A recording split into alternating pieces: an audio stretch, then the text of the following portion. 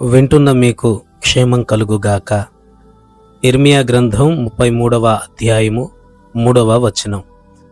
నాకు మొరపెట్టుము, నేను నీకు ఉత్తరమిచ్చెదను, నీవు గ్రహింపలేని గొప్ప సంగతులను, గూఢమైన సంగతులను నీకు తెలియజేత్తును. ఈ వాక్యం ఇర్మియాతో మాట్లాడినప్పుడు ఎలాంటి పరిస్థితుల్లో ఇర్మియా ఉన్నాడో చూద్దాం. మనకు కూడా ఖచ్చితంగా ఈ మాటలు ఆదరణ, ధైర్యం కలిగిస్తాయి. 1. చెరసాలలో వేయబడి నిస్సహాయ ఒంటరి స్థితిలో ఇర్మియా ఉన్నప్పుడు దేవుడు ఈ మాట మాట్లాడాడు.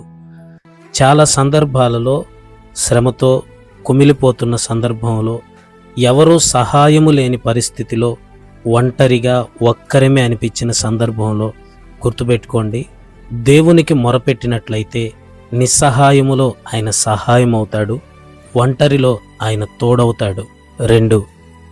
యెరూషలేము దేశము మరియు దేవుని ప్రజల భవిష్యత్తు ఏమవుతుందో అని ఆందోళన చెందుతూ చింతిస్తూ ఉన్నాడు.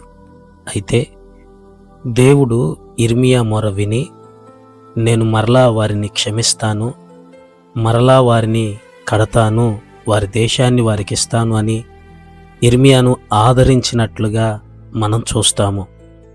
మనం కూడా మన కుటుంబ వ్యవస్థలో భవిష్యత్తును గురించి ఏమవుతుందో అని ఆందోళన మరియు చింత కలిగి ఉన్నట్లయితే ప్రార్థించండి. మంచి భవిష్యత్తును గురించిన భరోసా, వాగ్దానం దేవుడు మనకు అనుగ్రహిస్తాడు. 3. ఆ మాట చెప్పటంలోని దేవుని ఉద్దేశం ఏమిటి? పరిస్థితులు ఎలా ఉన్నా కూడా ప్రార్థన ద్వారా ఎప్పుడూ నాతో సంబంధాన్ని కొనసాగిస్తూ ముందుకు వెళ్ళు ఇర్మియా అని చెప్పటమే దేవుని ఉద్దేశం. ఈరోజు మనతో కూడా అదే మాట్లాడుతున్నాడు.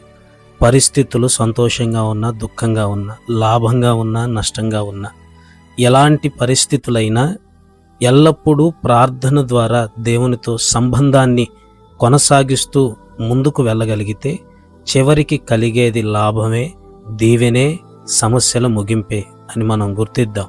ప్రభు మనల్ని దీవించునుగాక. ఆమేన్.